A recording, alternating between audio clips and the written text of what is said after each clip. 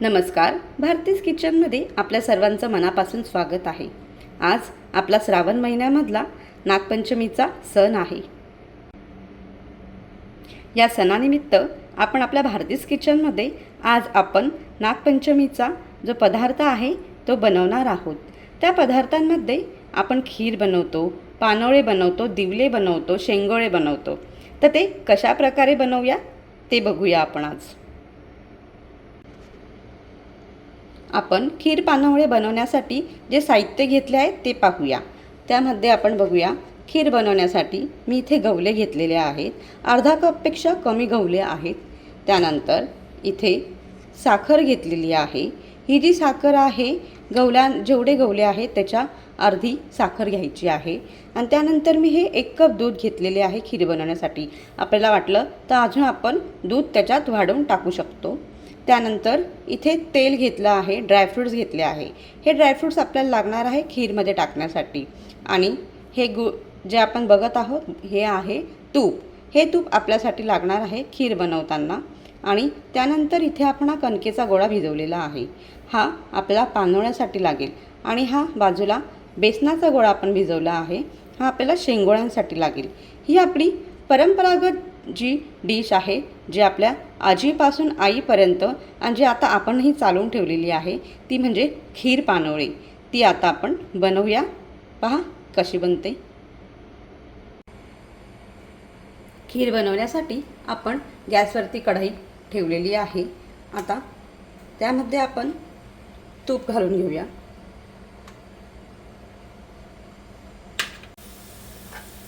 कढईमध्ये आपण आता गवले भाजून घेऊया. याच्यात मी तूप टाकलेलं आहे. त्या तुपामध्ये मंद आचेवर आपल्याला थोडे भाजून घ्यायचे. जास्त नाही, थोडेसे लालसर होईस तर मग आता याचा कलर चेंज झाला दिसत आहे. हे पहा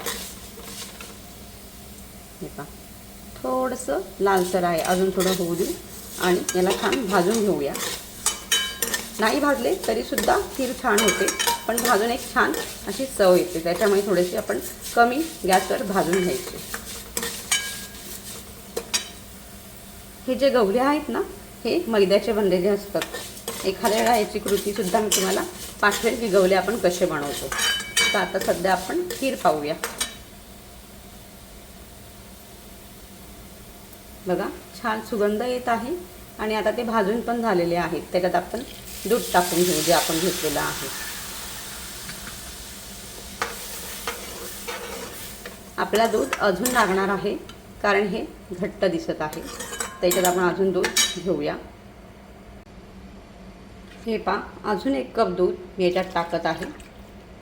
म्हणजे ती जास्त घट्ट होणार नाही कारण की मैदा असल्यामुळे तिला घट्टपणा येतो. आणि थंड झाल्यानंतर ज्यावेळी आपल्याला परत खायची असेल तर अजून याच्यात आपण दूध ॲड करू शकतो. ह्या दुधाला एक उकळी फुटली की आपण ह्यामध्ये साखर टाकून देऊ आणि ड्रायफ्रूट्स पण टाकून देऊ. जोपर्यंत दुधाला उकळी फुटते तोपर्यंत आपण इकडे पानोळ्यांची तयारी करूया. यासाठी मी भांड्यामध्ये पाणी घेतलेलं आहे. त्याला आपण गरम करून घेऊया, उकळी फुटू देऊया.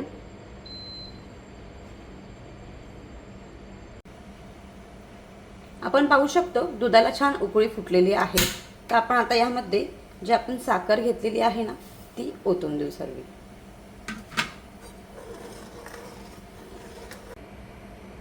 आपण बघू शकतो आपली खीरेला छान उकळी फुटलेली आहे आणि याच्यामध्ये ड्रायफ्रूट्स टाकून किती मस्त कलर पण आलेला आहे.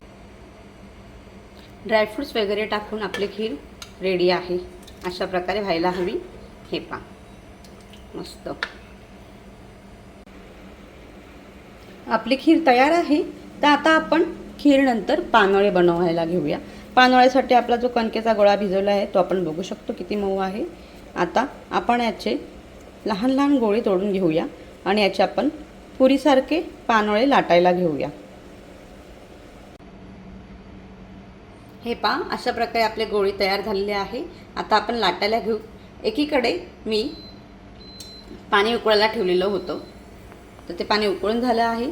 त्याच्यावर मी ही चाळणी ठेवलेली आहे. हिला तेल लावून ठेवलेलं आहे. जसे आपले पानोळे तयार होतील लाटून तसे आपण त्या चाळणीमध्ये आपण ते वाफेला ठेवणार आहोत. अशा प्रकारे लाटून घेतल्यानंतर आपण या पुरीसारख्या पोळीला तेल लावून घेऊया आणि तिला आपण असा आकार द्यायचा आहे. पानवळे बनवण्यासाठी एक त्रिकोणी आकार असतो तो देऊया. हे पहा, आणि छान तेल लावायचं. अशा प्रकारे आता आपण सगळे बनवून घेऊया आणि इथे वाफवायला आपल्याला ठेवायचं आहे. सर्व पानवळे आपले लाटून झालेले आहे. आता याला आपला वाफेवर होऊ देऊया. झाकण ठेवून देऊ.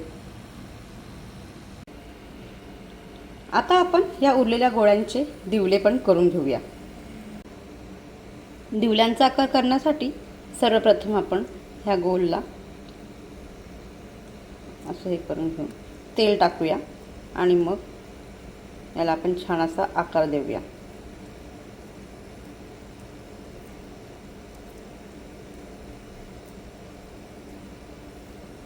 हे पहा, किती सुंदर दिवले झालेला आहे. अशा प्रकारे आपण दुसराही करून घेऊ आणि त्यालाही वाफवून घेऊ.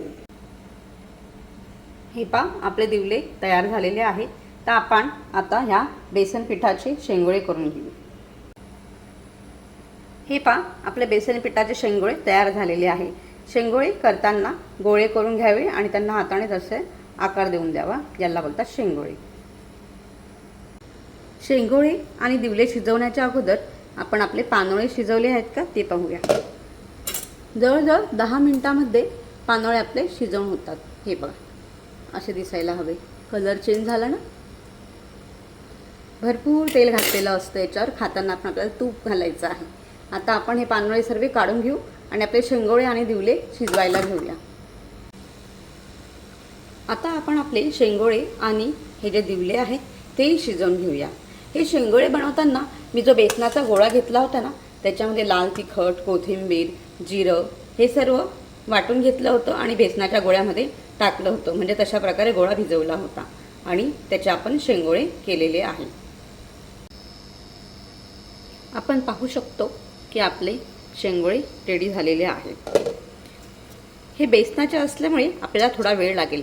कणकेचे ज्यावेळी पानोळे शिजवले ते एक 10 ते 15 मिनिटात तयार होऊन गेले होते, पण याला 20 ते 25 मिनिट लागतात, कारण की बेसनाचं असल्यामुळे शिजायला थोडा वेळ लागतो. आता हे छान शिजलेले आहे, यांना आपण काढून घेऊया. नागपंचमीनिमित्त आपण केलेला जो हा खीर पानोळ्यांचा नैवेद्य आहे तो देवाने सुद्धा स्वीकार केलेला आहे. तर आपण सगळे हा आता ग्रहण करू शकतो. अशाच प्रकारे जे आपल्या परंपरागत पदार्थ आहेत, ज्यांचे आपल्याला अस्तित्व टिकवून ठेवायचे आहेत, काहींना ते माहिती आहे, काहींना माहितीसुद्धा नाही आहेत, तर ते माहिती करून घेण्यासाठी भारतीज किचनला नक्कीच भेट द्या. अशाच प्रकारे जुन्या जुन्या पदार्थ आपल्याला नवीन प्रकारे सुद्धा शिकायला मिळतील. तर आपल्या चॅनलला तुम्ही भेट नसेल दिली तर सबस्क्राईब करून घ्या. विसरू नका भारतीज किचनला लाईक, शेअर, सबस्क्राईब करायला. धन्यवाद. पुन्हा भेटूया भारतीज किचनमध्ये. नागपंचमीच्या सर्वांना मनापासून हार्दिक शुभेच्छा.